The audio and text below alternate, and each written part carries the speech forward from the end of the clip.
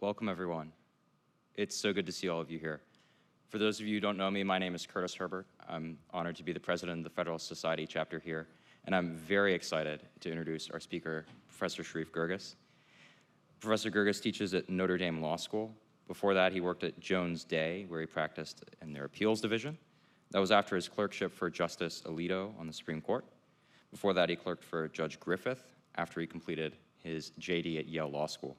He's also a Rhodes Scholar, the author of a couple of books. I won't go on, although I could.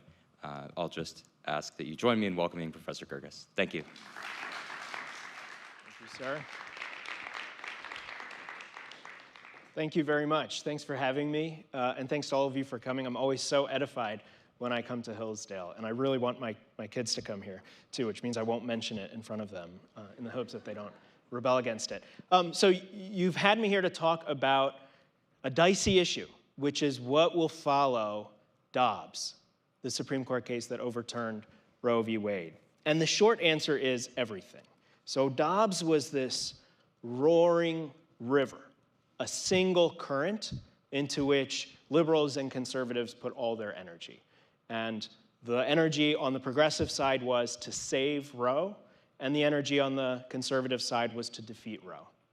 And now that Roe is gone, that river is going to break up into 1,000 little streams of a bunch of different follow-on legal and political battles and constitutional battles that you're going to hear a ton about in the next few years and decades, and that I'm going to try to give you a sampling of today. I'll try to run through 10 issues that I think are likely to come up and become flashpoints in the legal and political debates.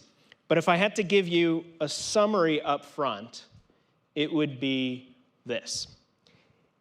If Dobbs were about the freedom of states to regulate casinos or fireworks or marijuana or assisted suicide or even, surgeries related to transgender issues, we wouldn't be here.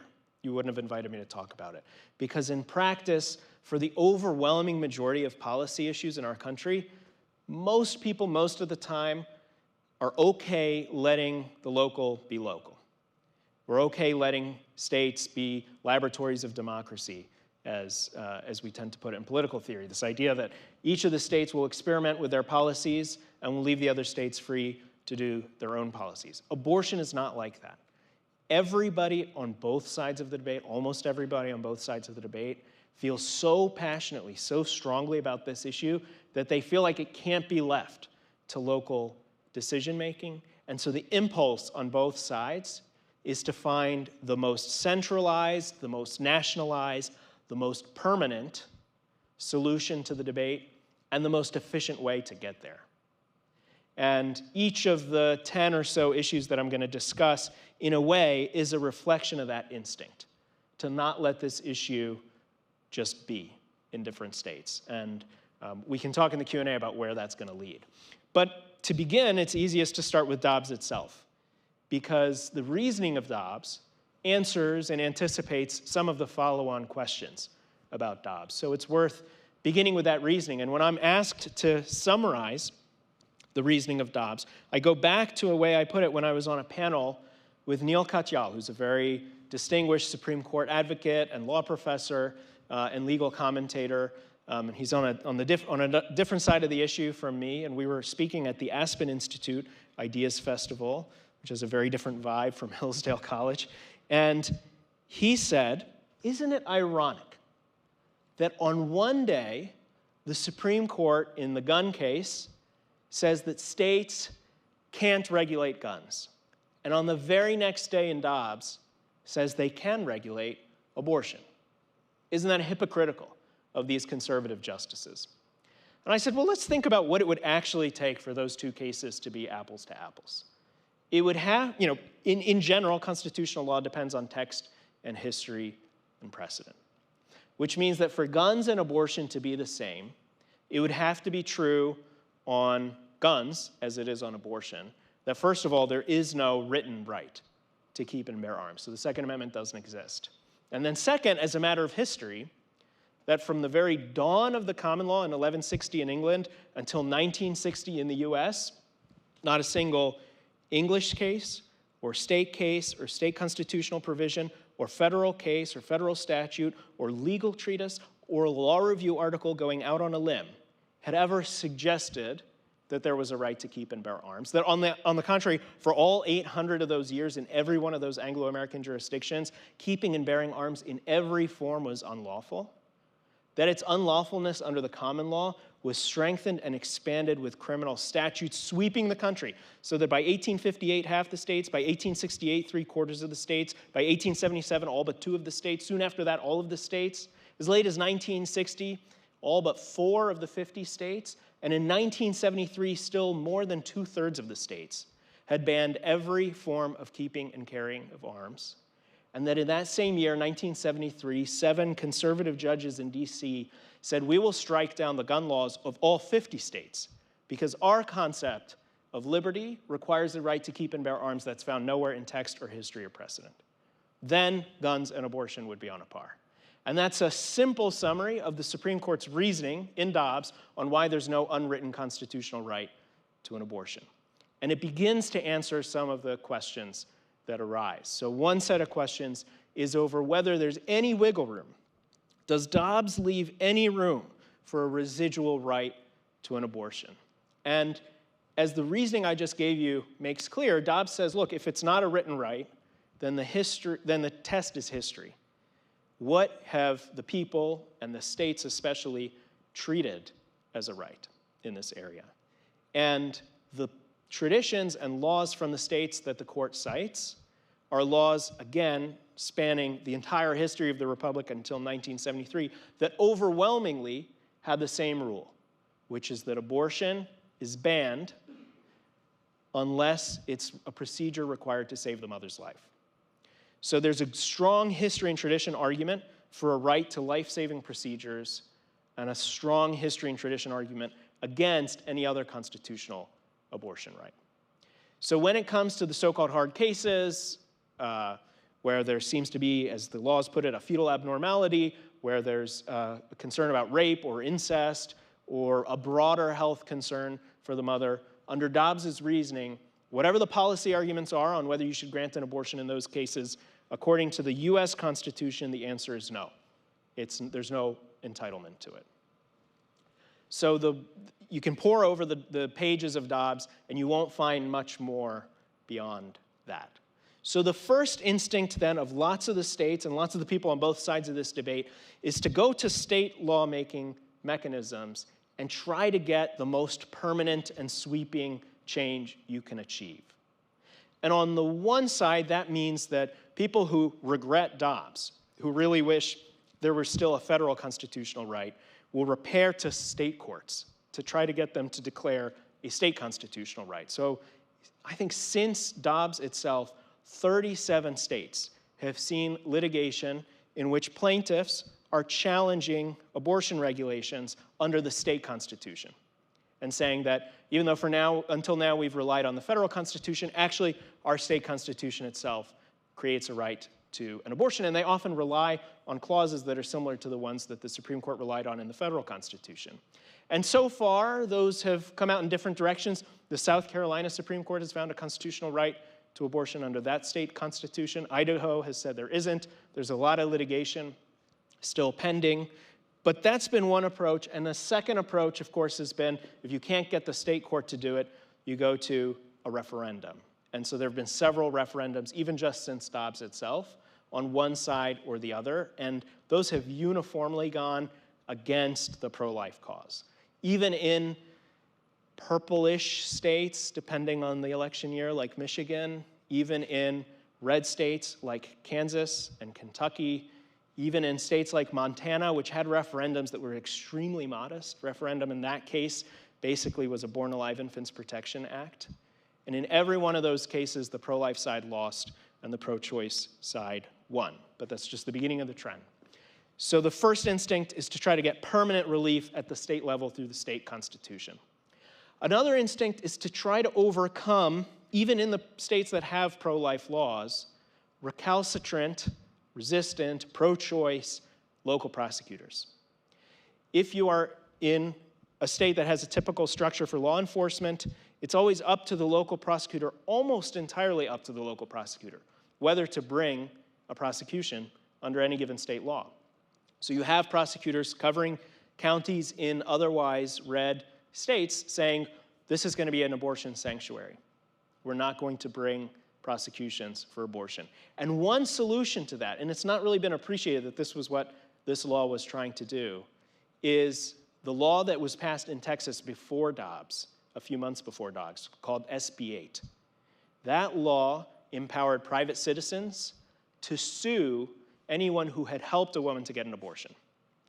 And you would be subject to civil liability. It's like a normal lawsuit. And that civil liability was very high, up to $10,000 for every instance of aiding an abortion.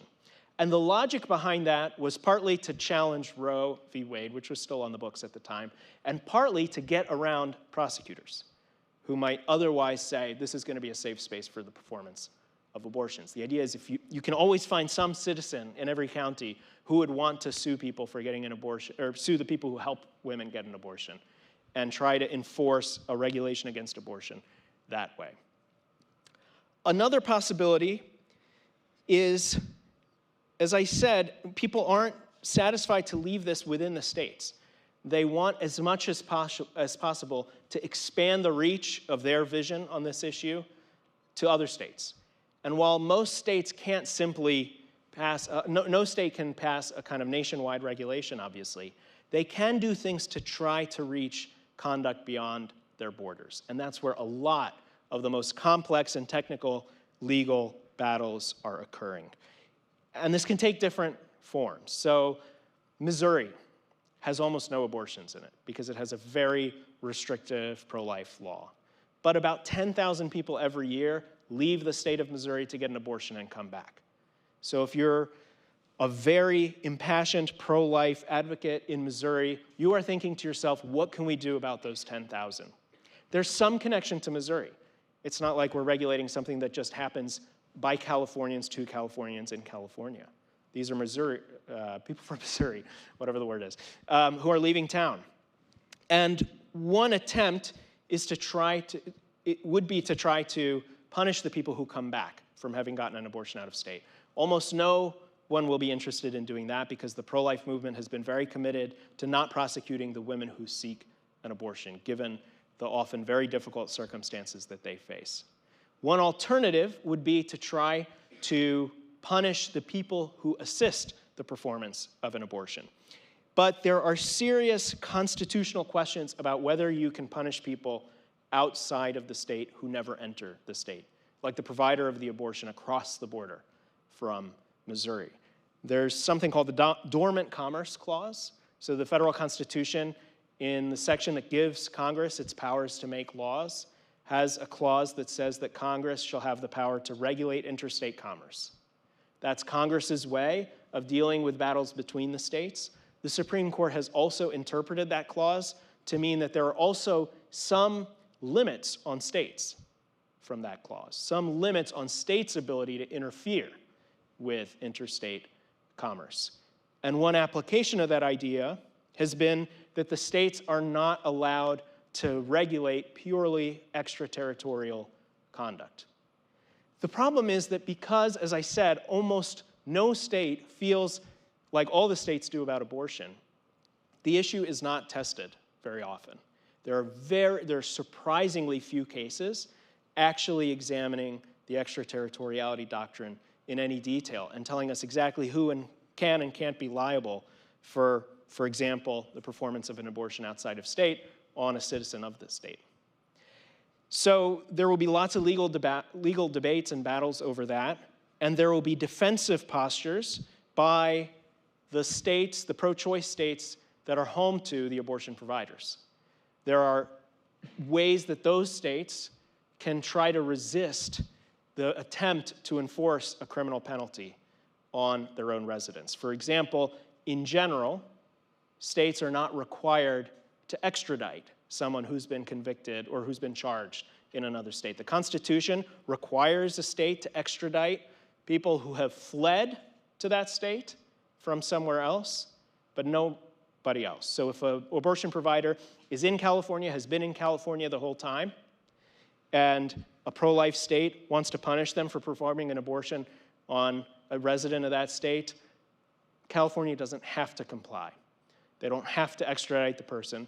And then there are lots of details beyond that on serving subpoenas and so on, where states can try to resist enforcement pressures from other states. So you'll see a bunch of battles over that. As you can tell by how complex and technical and unsettled the law about these issues is, there will be a lot of motivation for people not to be limited to state regulation. They're going to want to go federal. And what are their options for going federal? Well, one possibility is to try to make federal legislation on abortion. Can we have a national ban on abortion? Or can we have a law, a national law that declares a statutory right to an abortion that would then trump any state attempt to ban abortion? And that question comes down to a question of exactly how much power Congress has under the Constitution. In our constitutional system, states have general power to do whatever they think is appropriate to achieve public health and safety and morals and the general welfare, subject just to the limits of the Bill of Rights. But Congress is a government of limited and enumerated powers. It starts out with 0 powers, and it gets only those powers that are expressly given it in the Constitution. So if you want to justify a federal statute either preempting abortion bans or creating an abortion ban, you need to be able to point to one of the powers that Congress gets from Article 1 of the Constitution. What could those be?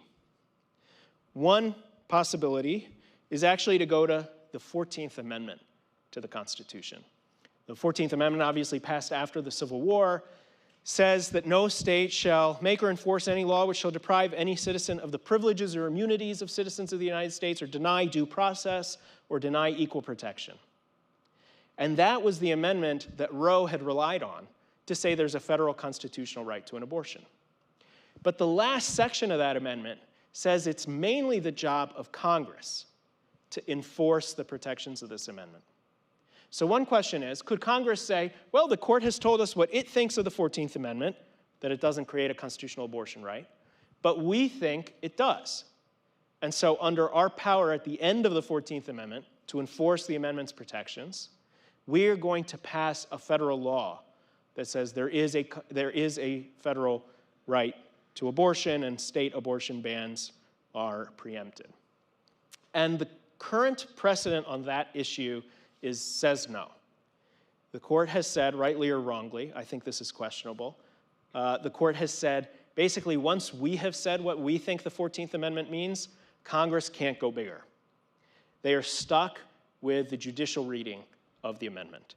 And so they can't use their power at the end of the 14th Amendment in Section 5 to do anything more, to provide any more protection than we have said the amendment provides. So that is unlikely to work as an attempt to federalize the abortion issue. But of course, Article 1, as I mentioned, also gives Congress the power to regulate interstate commerce.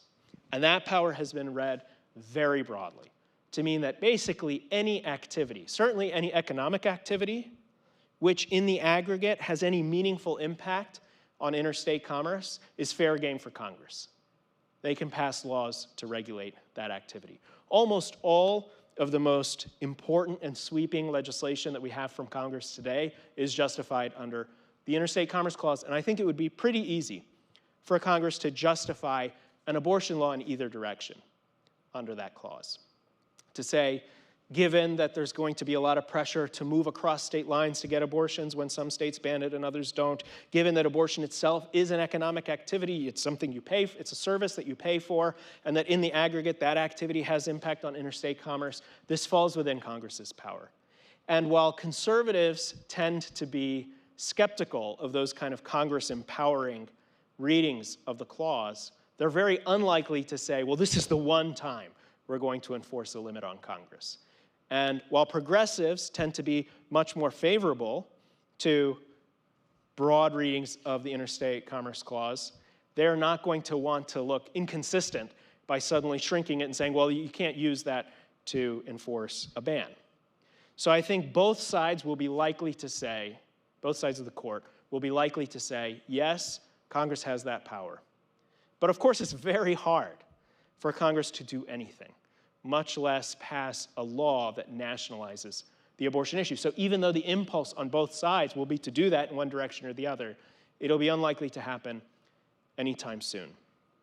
So if you say, all right, Dobbs itself left almost all the important questions open, and state constitutional courts are very hard to nudge this way or that, and state constitutional referenda are very hard to use, or one side will think they've all been used against us so far, and the other mechanisms of state enforcement are complicated and difficult to manage, and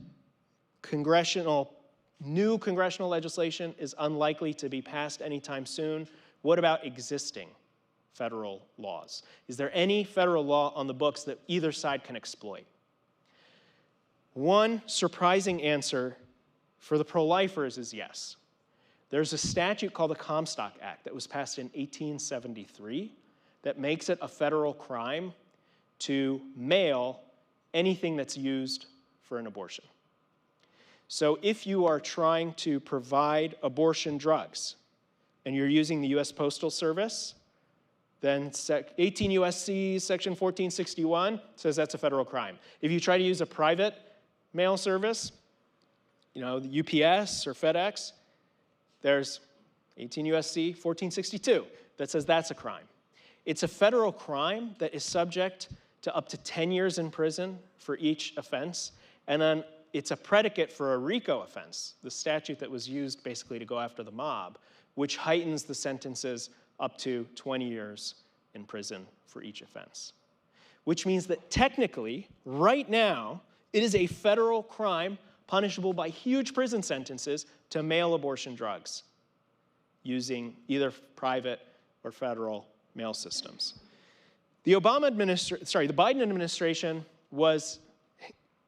President Biden asked his Office of Legal Counsel to issue an opinion interpreting this statute. And they issued one saying, well, if you look closely and you think about it and you look at some precedents, actually, it's not as bad as it looks. It doesn't really mean what it sounds like it means. It really only means that it's unlawful to send an abortion drug for an unlawful purpose. But if a particular state has allowed abortion, then it's okay. We can go into this in the Q&A if you would like, but I think that is an extremely strained and unlikely reading, and that the precedents that opinion from OLC cites say nothing of what the opinion says that they do. And if you want to look at the detailed analysis of this, Ed Whalen on bench memos at NRO, National Review Online, has a really nice, clear analysis. What else? Well, the argument on the pro-choice side, the argument that there is some existing federal law that preempts state abortion bans, at least when it comes to abortion drugs, is to appeal to the FDA. The Food and Drug Administration, which is in charge of creating regulations for the use of prescription drugs in the United States, has a bunch of regulations about the conditions under which you can use the drugs that are usually used to provide a medication abortion, mifepristone and misoprostol. And the FDA has approved them as safe to be used up to the 10th week of pregnancy, which is when the vast majority of abortions will have happened by. So if it turns out, as some pro-choice scholars and advocates have argued, that the FDA's approval of this drug preempts any state's attempt to ban the drug, then it turns out that what's increasingly the most commonly used method of performing an abortion will be fair game in all 50 states. Is that true? Well, the argument would rely on the supremacy clause of the US Constitution, which says what it sounds like it says, which is that federal law is supreme over state law, which means that when there's a conflict, federal law trumps. So everyone agrees that if the FDA had said, you have to have this drug, and a state said you can't have the drug, the FDA would win. But that's not exactly what's happening here. Here we have states saying you can't have the drug because it's an abortion and we oppose that. And the FDA is just saying the drug is safe to use. If you want to use it, it's safe. We'll allow it. There's I think the strongest legal argument would be that there's no conflict there. It's possible to act without violating either the federal or the state regulation, in this case, by simply not using the drugs. And for that reason, I think the most likely legal outcome of a battle over that issue, especially in light of some other recent cases looking at the interaction of FDA's regulations and state regulations of drugs, would be that when a state bans it, that is not trumped by the FDA's approval of it. So there you've got dicey and unsatisfactory state litigation and state lawmaking. You've got an attempt to exploit existing federal laws that probably won't settle the issue either way because both of those laws leave a lot of flexibility. You've got any attempt to create new law likely to run into practical obstacles. So another option would be to go back to the Constitution, the federal Constitution, and see if there are any other arguments to make on either side. On the pro-choice side, there are basically 2 or 3 arguments aside from the Due Process Clause, which is the part of the federal Constitution that Roe itself had focused on and that Dobbs focused most of its fire on. One is the Equal Protection Clause, the idea that when a state bans abortion, it imposes burdens on women that it would never impose on men if the tables were turned, which means that those state abortion bans deny women the equal protection of the laws, which the 14th Amendment says you can't do. The problem for that argument is twofold, I think. One is that even though Dobbs doesn't spend a ton of time on it, it does address the argument, and it rejects the argument squarely. So it'll be very hard for lower courts or advocates on either side to argue that Dobbs leaves the issue open. The second problem is, I think, at the end of the day, if you fully spell out the equal protection argument, it rises or falls with the argument that Dobbs did spend a lot of time rejecting. The Dobbs argument was basically, the argument that Dobbs focused on was the idea that until viability, the fetus doesn't count for enough to override the woman's interest in obtaining an abortion.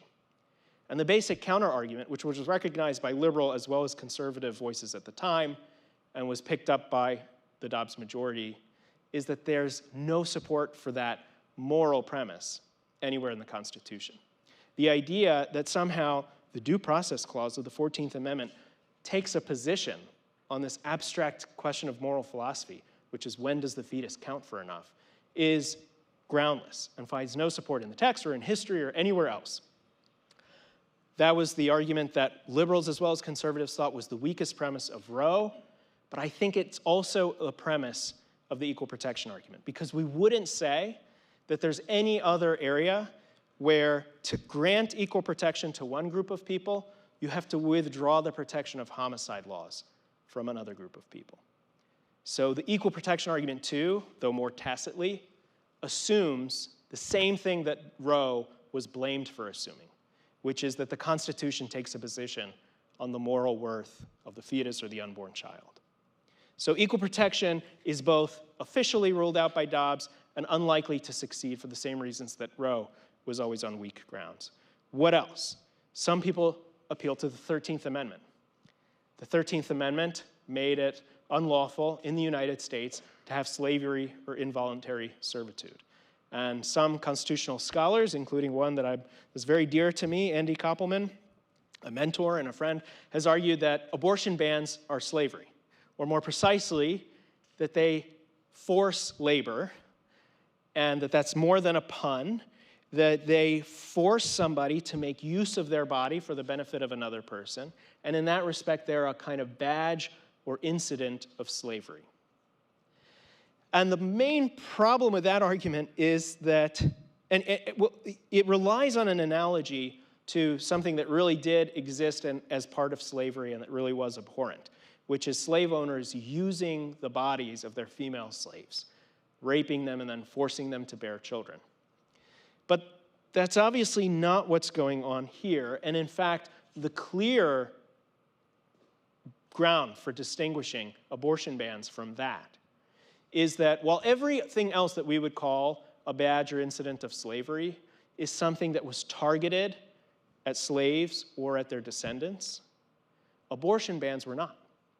Even before the Civil War, even in the thick of the worst stages of slavery in our nation's history, abortion was banned across the board for white women as well as black women, for free women as well as slaves.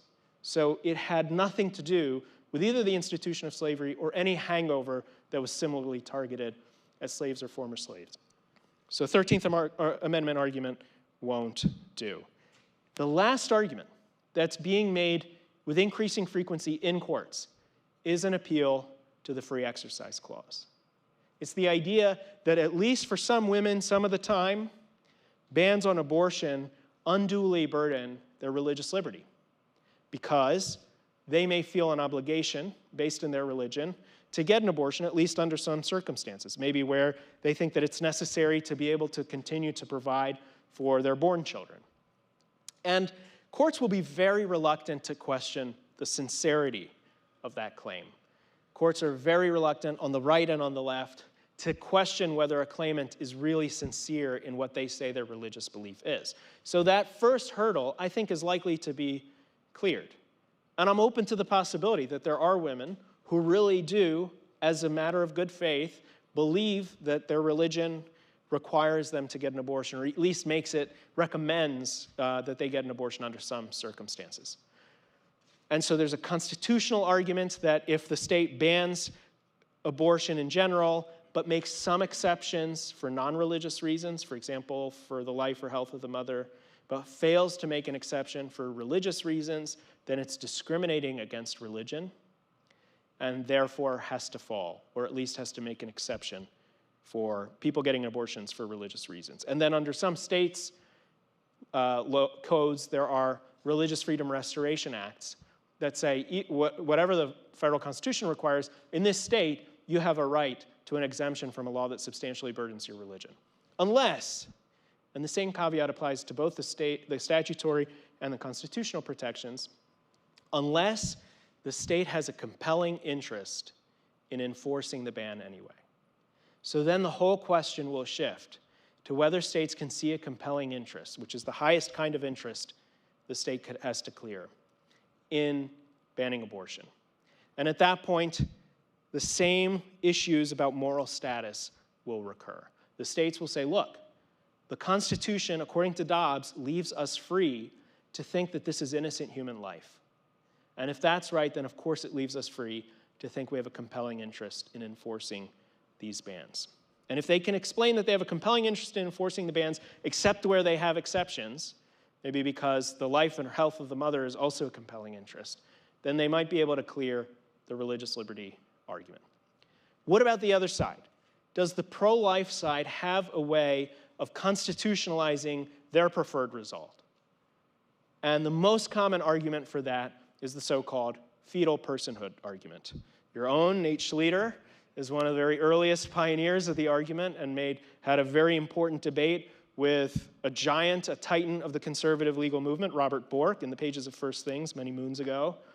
And that debate has been revived by my professors, Robbie George and John Finnis, in a brief they filed in Dobbs itself, where they say, if you look at the original meaning of the 14th Amendment, which tells states that they cannot deny to any person the equal protection of the laws, the word person, as a matter of original history, included the unborn. What's the argument? Well, there are lots of moving parts to the argument, but one thing that Finnis and George focus on is that the 14th Amendment was passed to support a statute that had been passed before that, and that some people thought was on shaky constitutional grounds, which is the Civil Rights Act of 1866. And if you look at the debates over that statute, the people sponsoring the statute and supporting it cite Blackstone's treatise on fundamental rights. And it opens that discussion in Blackstone, who's the greatest legal commentator on the English common law and was known to all of the founders. That passage begins with the rights of the unborn. Finnis and George also point out that if you look at the medical and legal treatises of the time, as developmental biology caught up, was updated in light of new discoveries, including the discovery of the ovum in 1824 and 1828. All of these medical and legal treatises started saying, oh, we've got these protections for preborn life. Well, now we know for sure that it's the same thing from conception onward. So we need to expand homicide protections to cover that whole period. If you look at that legal and political context, George and Finnis and Schlueter and many others say, there's a strong originalist case for thinking the 14th Amendment, it's not just that it allows states to ban abortion, but that it requires them to ban abortion, to give equal protection to unborn and born human life. I think there are two basic obstacles to this argument taking hold any time in the near future. One obstacle is sociological. It's that for generations, for 2 or 3 generations now, the conservative legal movement and the pro-life movement have had the mantra of states' rights. Because remember what I said at the beginning, Roe was the target. And the easiest argument to make against Roe was that it usurped the people's right to make a decision about policy for themselves, that it took states' rights away, and that we need to restore to states the ability to do whatever they want on abortion. And obviously, it's very hard to pivot from saying that for 50 years to saying, actually, the states can't do whatever they want. They have to ban abortion except to save the mother's life. And the slightly less sociological, more legal or analytic point is that even a lot of originalists who are open to the argument will want you to clear a very high bar before you use an originalist argument to take a very fraught moral and political issue out of the people's hands. And for various contingent reasons having to do with how focused people were on race-based classifications when they were discussing and debating the 14th Amendment, when we look at those debates themselves, we don't see discussion of abortion. So the kind of smoking gun where you can point to supporters of the amendment who say, hey, we think this is going to require abortion bans, isn't there. So there's a kind of hurdle that some kinds of originalists will want the argument to clear that it will not clear. That's a quick overview, maybe not quick enough.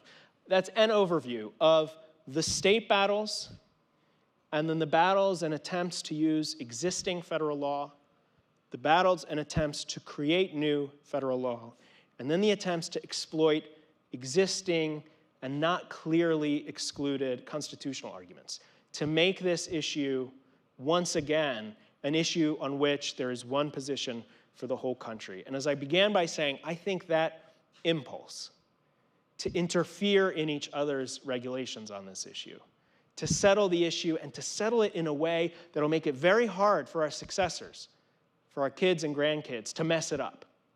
By constitutionalizing it in the state, by constitutionalizing it through the state court or a state referendum, at least by federalizing it so that it's really hard to undo, maybe by exploiting existing federal laws so that we don't even have to do the hard work of passing a law, maybe, ideally, by getting our 5 people on the court to say that the Constitution itself already, in some other underappreciated way, requires our result. I think that impulse will not go away.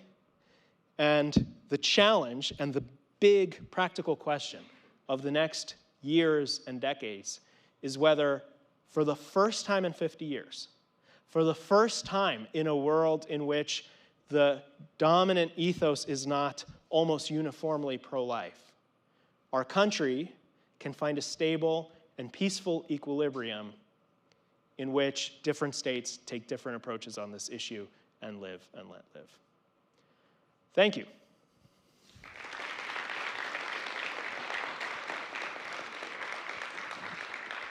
I'm happy to take questions. All right, so we'll have a Q&A session here. Please line up orderly, preferably, either in this aisle or in the aisle over there. And we'll alternate. We'll do one question from, let's say, right here, and then one question from the microphone that's over there where Caleb is headed. So feel free to come on up. If nobody's interested, if we don't have any takers right now, I'll ask the first question. But for right now, I want to give you all a chance, and so I'll just put this microphone right here.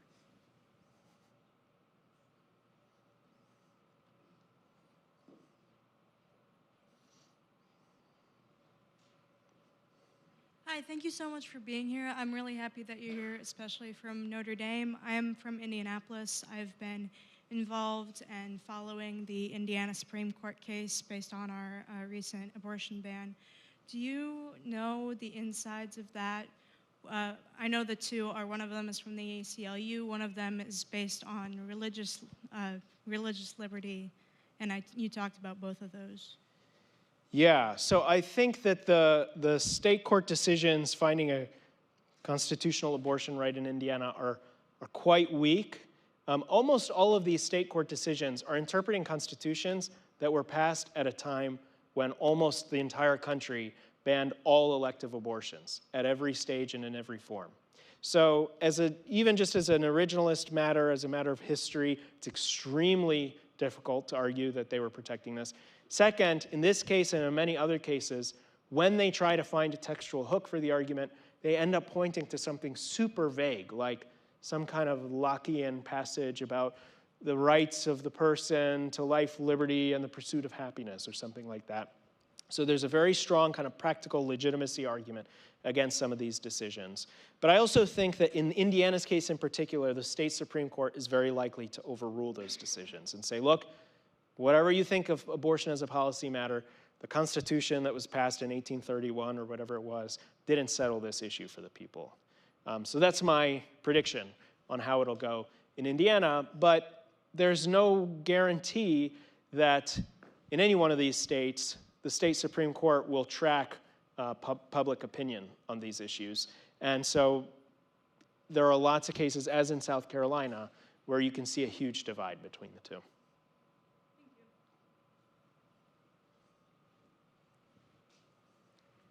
Thank you for speaking to us Sure. today.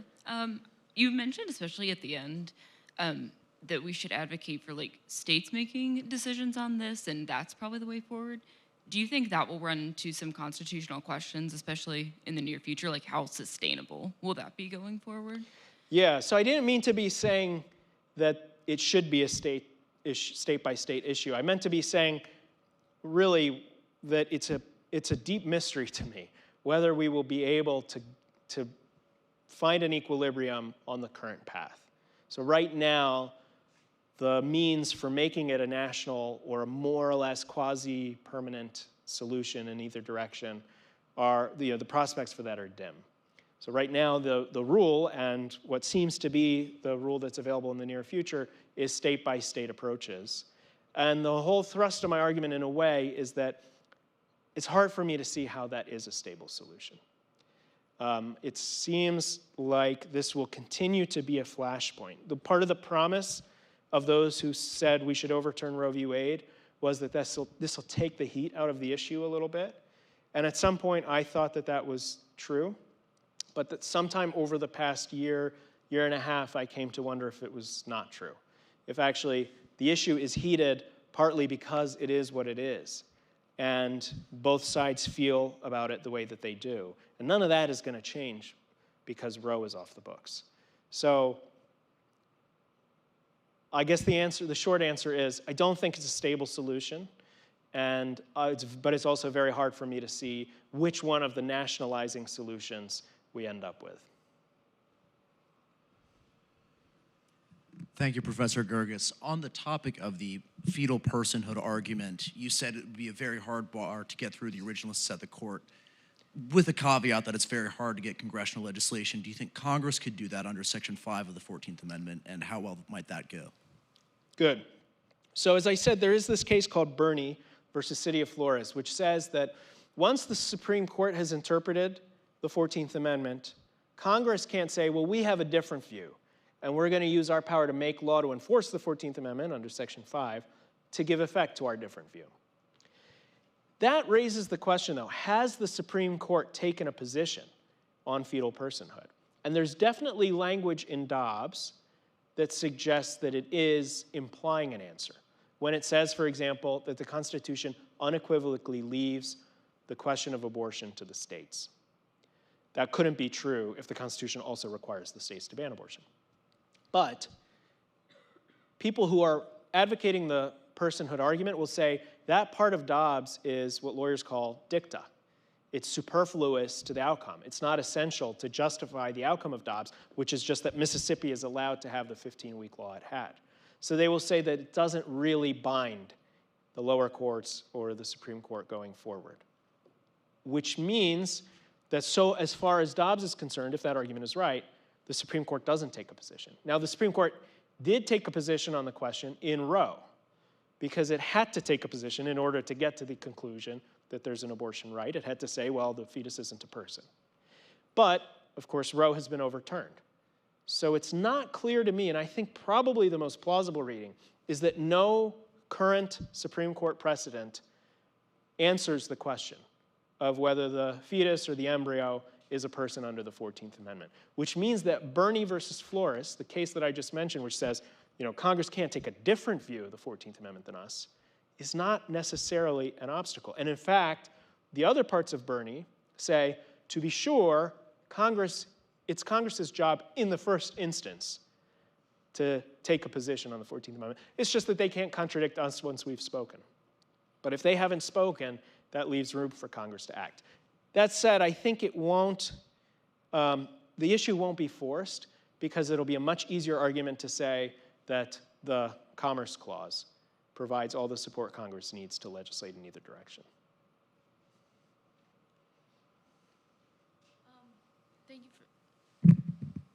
Thank you for speaking tonight. I have a question about why is it important for us to know this? So what can we do with it? Yeah, that's a good question. Why are we here? I think that this is, so there's very general stuff to say about civic education, and it's important to know what's going on in the country, especially some of the most important and salient developments in law and politics. And that would apply no matter what I had talked about if I was talking about law and current Supreme Court or other developments. But it's also true that for the same reasons that I was saying it's very hard to see a state-by-state solution, probably most of the people in this room, if not all of the people in this room, have strong views on this issue. And they want to know what it is possible and feasible to do. What can the people's representatives do that the courts will allow, and what that the people's representatives attempt will the courts interfere with? So from that very basic level of like, here's this massive, white-hot question of political justice, and we want to know what the options on the table are. The talk is a way of getting at that. The other thing is, we all probably share a love of the country, and we want the country to succeed and to thrive. And one concern that you probably pick up on in what I said is that it's very hard to see how we achieve any kind of stable harmony on this issue. And so that's submitted to your consideration, and to the country as a whole will be facing the question of how to deal with that fact. We already have enough difficulty living together with deep disagreements. But until now, the Supreme Court has been, as it were, doing us the favor of preventing us from getting to hash out this issue. It was sort of out of reach. And the issue, to the extent that it was being hashed out, was all funneled into this debate over what the court should do. But now it's up to us, the people.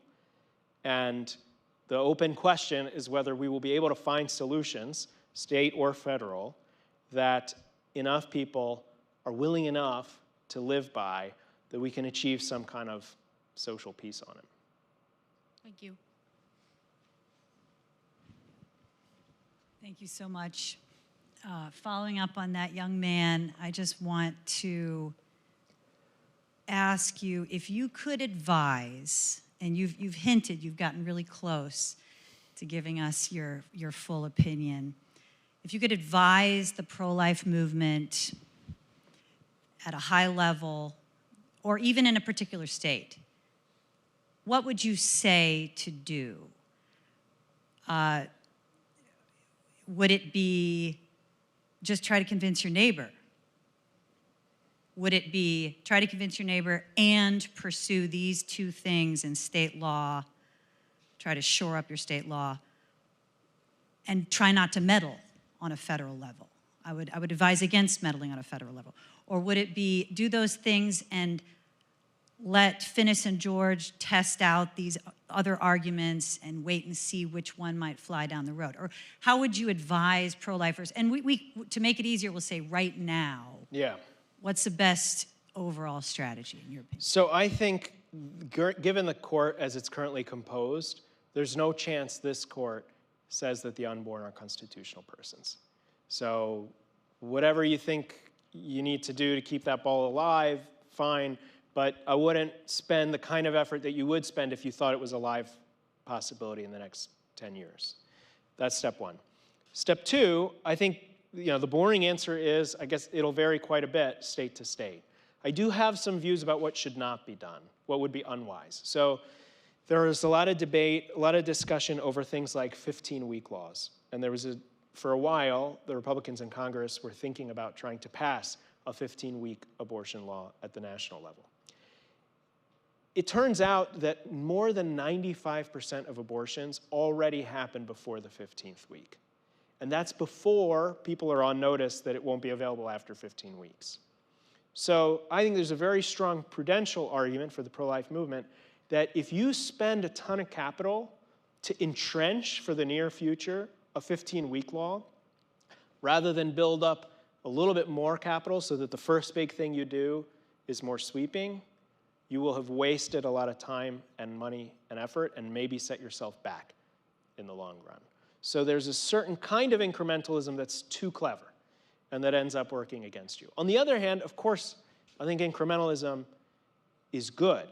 Incrementalism understood as doing what you can when you can is a good idea. And in a lot of states, it would be a disaster to try to spend all your efforts to pass some completely sweeping bill. And in some states, even if that very sweeping bill passes today, it might lead to some applications that are so heart-wrenching that kind of middle-of-the-road voters think it's so outrageous that there's a huge backlash against the pro-life law. And what you end up with in the end is something way less protective than a more incremental bill would have been to begin with. So I guess one thing that even Roe itself, stepping back just a bit, that even Roe itself stands for is that pure exercises of power without reason aren't stable. The left, the progressive movement, the pro-choice movement thought, look, we've got Roe. And it was ratified over and over and over, about 30 times between 1973 and 2022 at the Supreme Court level. And for decades, it seemed like every justice that was put on the court to try to overturn Roe ended up shifting because cultural and political power was overwhelmingly in favor of that outcome at the elite levels. But it was just power. And the pro-life movement at every level was making arguments to win hearts and minds about the moral status of unborn human life, about the legal arguments against Roe itself, and everything in between. And it turned out that chipping away by rational arguments for long enough undermined the power a lot of the pro-choice movement. Which means the flip side of that is that if you think to yourselves, well, we've got 5 justices right now, we could do anything we want. Or at the state level, we've got this kind of tenuous majority, and we're pretty confident there's going to be a huge reaction against this law, but whatever. Well, we've got the power, let's do it and deal with it later. And you don't try to supplement that with a campaign to win hearts and minds, it won't be stable in the end either. So the 2 parts of the boring answer are, it depends on the state, obviously, and it has to be all of the above at some level. Hello, Professor Gers. It's always nice to have you here. I agree with you when you were saying that the 13th Amendment as a whole would be a terrible argument against general abortion. But it feels like there could be an argument made there for specifically cases of rape and incest, especially when you touched upon the historical context of, abuses towards female slaves. So I was wondering what argument you would have against that specifically. Yeah, so the argument would be, look, law is all about drawing analogies. The 13th Amendment has been interpreted not just to ban slavery and involuntary servitude, but also the badges and incidents of slavery. the effects of slavery. You could argue maybe things closely analogous to slavery. And if one of the badges and incidents of slavery, one core aspect of slavery was this instrumentalization of female slaves' bodies, rape, and a kind of hijacking of their reproductive system, then maybe at the very least, in cases where a woman has been raped, the 13th Amendment entitles her to an abortion. It's an argument, it's an analogy. Like any analogy, there are similarities and differences. I think you can develop the argument in either direction. I don't think it's a crazy argument. But I think at the end of the day, if you think that, look, one bright line rule is that you can't be a badge and incident of slavery if this was something that was imposed on everybody, white and black, free and slave. And because, for better or worse, whatever you think as a policy matter, because every one of the states until 1960 banned abortion in all cases except for procedures needed to save the mother's life, then those bans, including as applied to rape and incest, could not have been a badge or incident of slavery. They were not specific to slaves, and they were not used after the 13th Amendment to try to maintain a caste system anyway. So I think that would be the argument on both sides. Thank you. That was a wonderful presentation. The one thing that I noticed that you were missing that I'm interested in your thoughts on is the pro-life pressure on the FDA. So we've got a federal lawsuit in the District Court of Texas right now arguing that the FDA cut short their standard safety protocols in order to give an initial authorization of mifepristone in 2000. I think it's a strong argument. But then even if that fails, it raises the prospect of a pro-life administration pressuring the FDA. So could you comment on that? Is that a live possibility? Good question. So Judge Kaczmarek in Texas, a federal district judge appointed by President Trump, is hearing this very high-profile case about exactly the questions you just heard. So one argument is a kind of procedural argument. It's that the FDA, when it approved these drugs, didn't go through all the procedural hurdles that it's supposed to go through in taking agency action of that sort. And I haven't looked closely at the merits of the argument, partly because I know how the story will end either way. Either the court will say, actually, procedurally, this was just fine, or it'll say, procedurally, this was a disaster, they cut all these corners, they didn't follow the procedures that federal law requires them to follow, send it back to the agency, and guess what the agency will do? Exactly the same thing, except this time they'll dot their I's and cross their T's. As you point out, what an agency does, an agency can undo, and these things tend to flip valence when the presidency changes hands. And so it is entirely possible that the next president will appoint someone to direct the FDA who will say, actually, this is unsafe. Here are all these side effects, and we think that's a good enough reason to withdraw approval of the drugs. But like the Mexico City policy about funding, using internet funds to assist abortion overseas, this could just be something that's like a political football. It just flips every single time the presidency changes hands. What is possible, and I think the nearest term possibility that wouldn't take a ton of work, but would take a lot of political will, is that the next Republican administration decides to enforce the Comstock Act. Remember what I said, the Comstock Act makes it, passed in 1873, it's right there on the books, very plain English, you can Google it, makes it clear that it is a crime, federal crime, to mail abortion drugs. And of course, the Biden administration, which is in charge of the enforcement of the federal laws, is not going to enforce that law.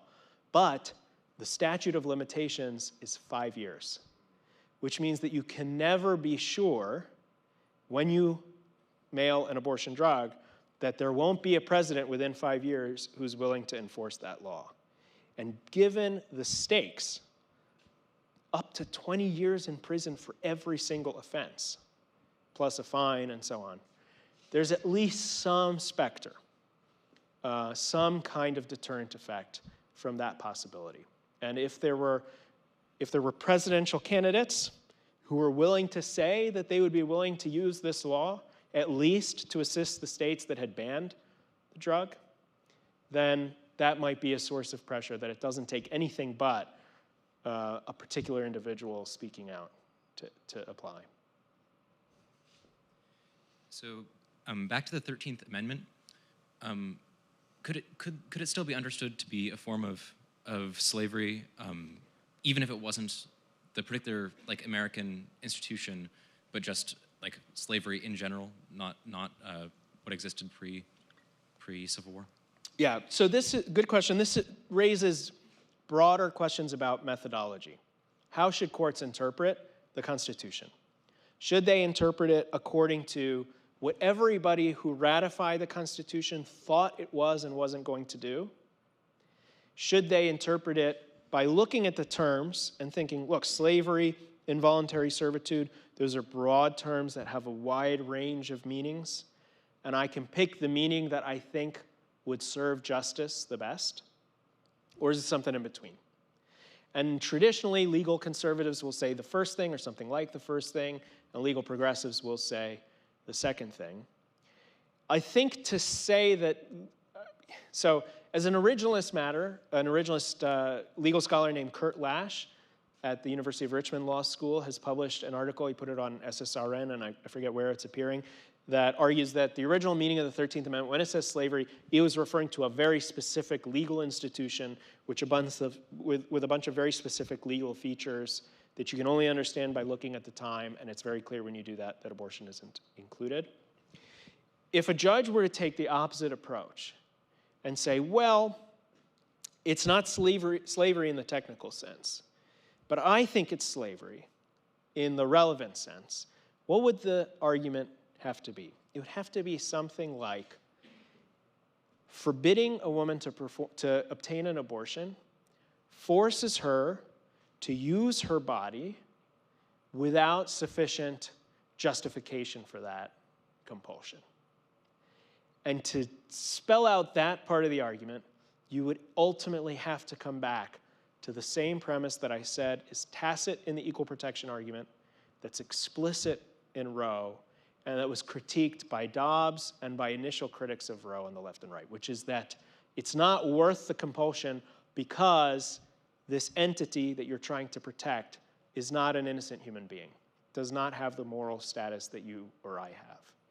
And another way of seeing that is that the law all the time expects pretty significant sacrifices of parents as required to keep their kids alive. So if the state is entitled, as far as the Constitution cares, the state is allowed to think, this is an innocent human life, then it's allowed to think, this is this person's child.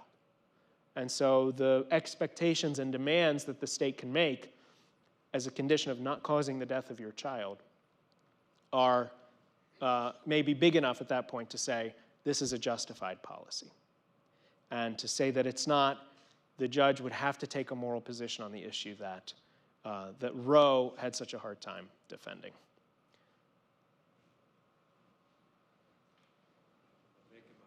You're making your way. Take your time.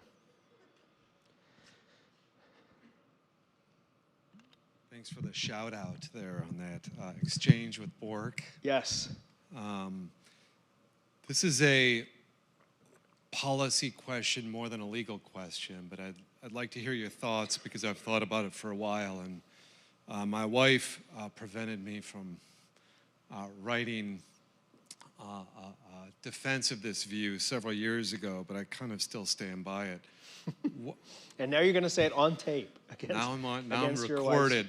I don't usually disagree with my wife. That's bad precedent, but yeah, she's usually right. But I wonder if the best strategy would be for a state to have a referendum or proposal that simultaneously banned abortion with the limited exception of genuine life and serious health of the mother, and also mandated financial assistance for every pregnant woman who is in need and applied for it. Created some funding mechanism so that you acknowledged both the intrinsic value of that human being in the embryonic state and the burdens placed on the woman who, in some cases, instances of rape, but also other cases was not planning that pregnancy, and it is a burden to do that, even though it's a beautiful burden, but it is a burden.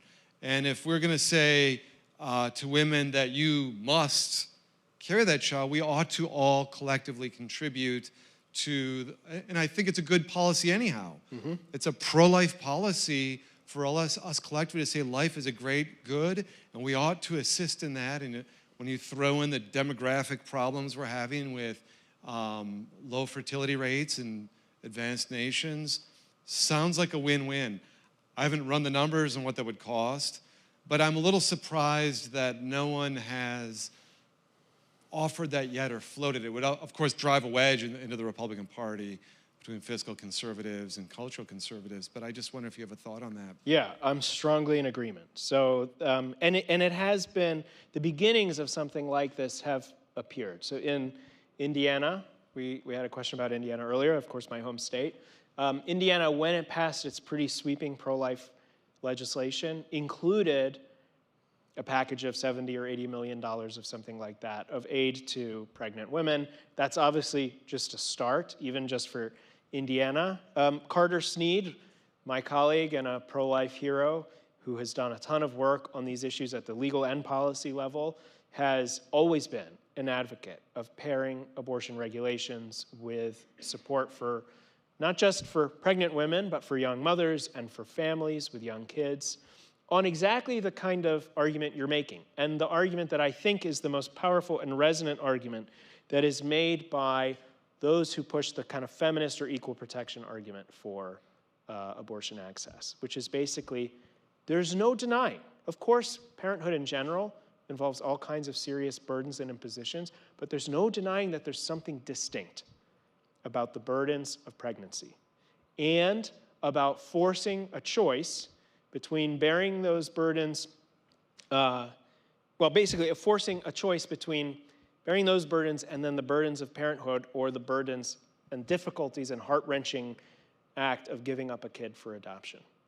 And if we are going to ask that of women, partly because there's this general, universal moral principle at stake, because there's this life that we all have an obligation to treat as sacred, then it's only fair that we also support her and shoulder the burden to the extent that it can be shouldered more broadly.